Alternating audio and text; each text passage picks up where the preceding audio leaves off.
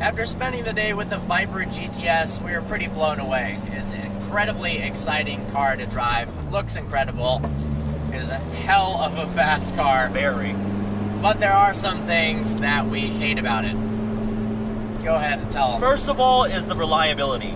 The owner of this car has owned it for 8 months, and it's had 5 separate trips to the dealership due to things that have gone wrong. Most of them related to electronics, and the list is just hilarious when he's telling us. Yeah, 4 alternators have needed to be replaced. 4. 1 starter motor, the entire wiring harness, the navigation has had to be replaced, the instrument cluster has need to be replaced. It had an oil leak, 2 batteries, and there is more than that.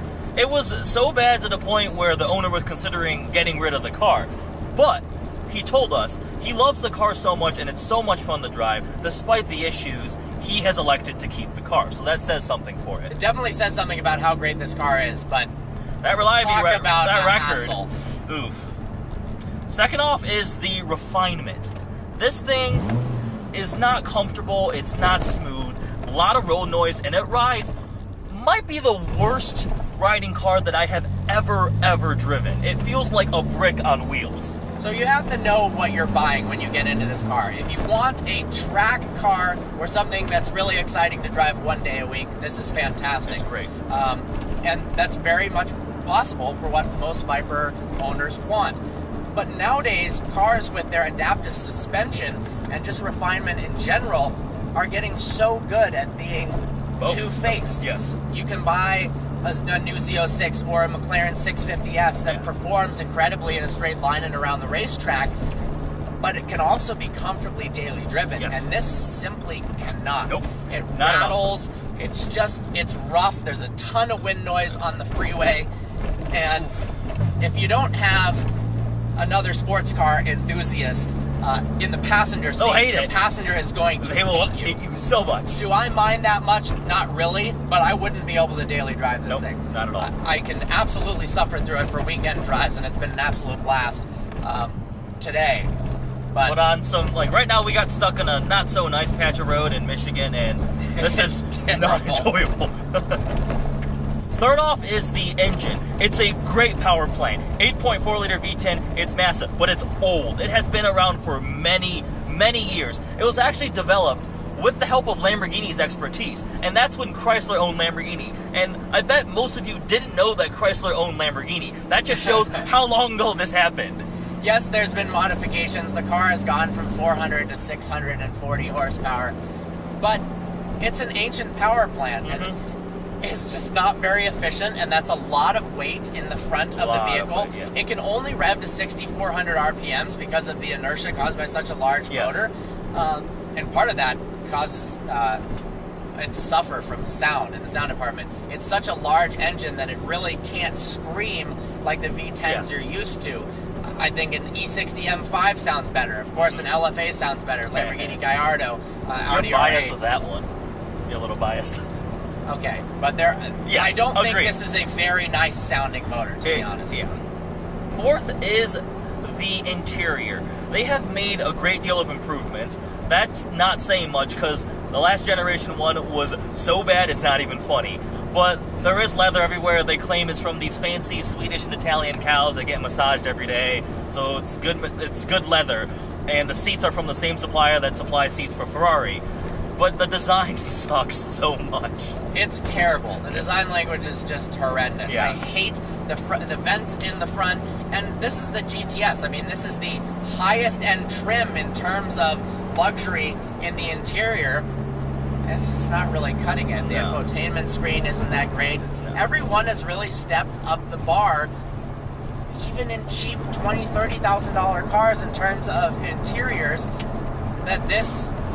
I know it's not supposed to be a luxurious car. I realize it's supposed to be a track car.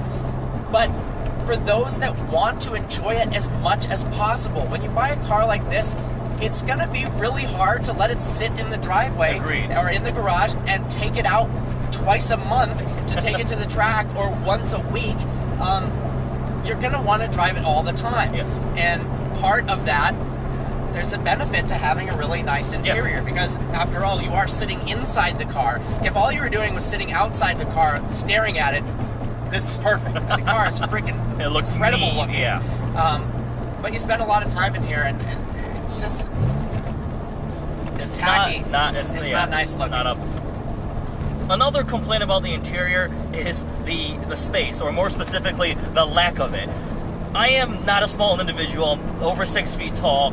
I have long legs, and in order to be able to reach the clutch and fit in the dang car and be able to use the steering wheel, I'm kind of cramped here. It's extremely hard to see out of the windshield. Your blind spots are not spots, they're blind blankets, pretty much. Yeah, the blind spots are horrible. Yeah. Over your left and right shoulder, you have such a massive space where you can't see anything that making turns onto quick intersections is really, really scary. I mean, yes, you could floor it and pray, but in a $100,000 car, I don't know yeah, if you I don't want know to do if that. that's the technique. And we're not making unfounded complaints. We've had experience in vehicles of a similar price level and similar performance ability that are just ergonomically far superior. Absolutely. So this is not us just being little babies and whining. These are founded complaints. Yeah, I mean, the Z06, the overall visibility is definitely better. Spent a lot of time in the Z06. The front windshield is like looking out of a tank. Agreed. I mean, it's just this thin little slot. It makes the car look really cool, but in terms of visibility, not good. All right, so the engine. It's an 8.4 liter V10, naturally aspirated. A lot of horsepower. Naturally aspirated is a great thing in terms of throttle response and usually sound, not so much the case with the Viper. But the issue is, it's not moddable. It's not as easily It's not moddable easily. So with something like a GTR, for instance, for $5,000 to $10,000, you can essentially make the car have 200 more horsepower and become way, way quicker. You convert to E85, full bolt-on, and you're full bolt-on 750 horsepower. 700 horsepower. Yeah. With the Z06, you can do some supercharger upgrades, different pulleys, exhaust, headers, and spend less than $10,000 and add over 100 horsepower. To a naturally aspirated car, doing a tune doesn't do much, a little bit of throttle response, doing an exhaust, it's all very limited before you go to something like a twin turbo setup. Now, people do twin turbo Vipers, it's just way, way more expensive. Indeed. A lot of people get these cars, and at first, a car with 500-600 horsepower feels really, really fast.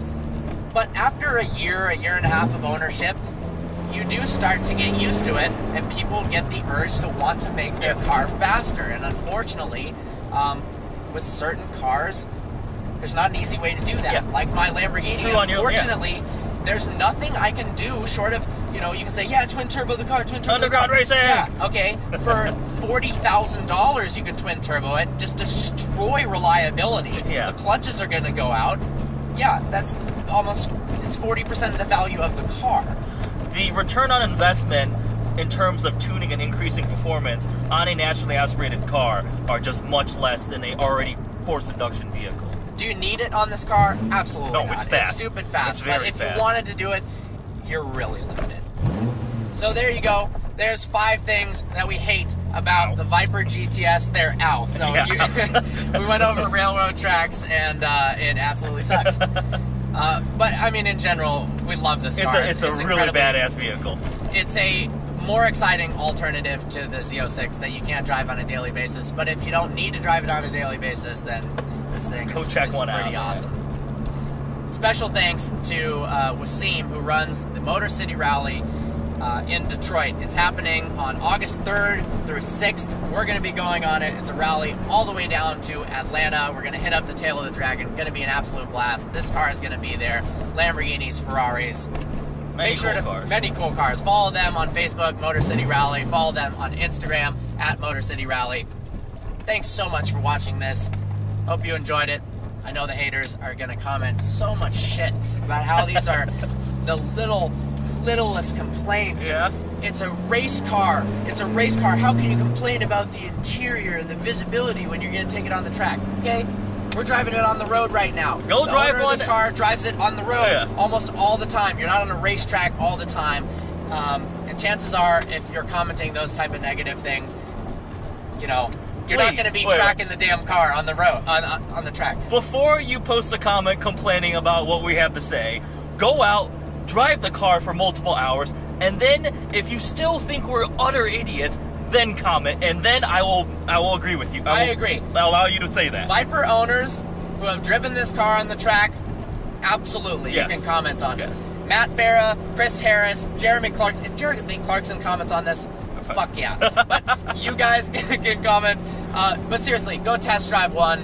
It might be difficult to test drive one from a dealership. They're pretty protective of these things. But you will see that the complaints that you call petty, well, they don't stop you from buying this car. Yes. I would still consider getting one. We're just pointing it out that it's not all a perfect ownership experience. You don't buy these high-end cars and everything is perfect. There are problems with it.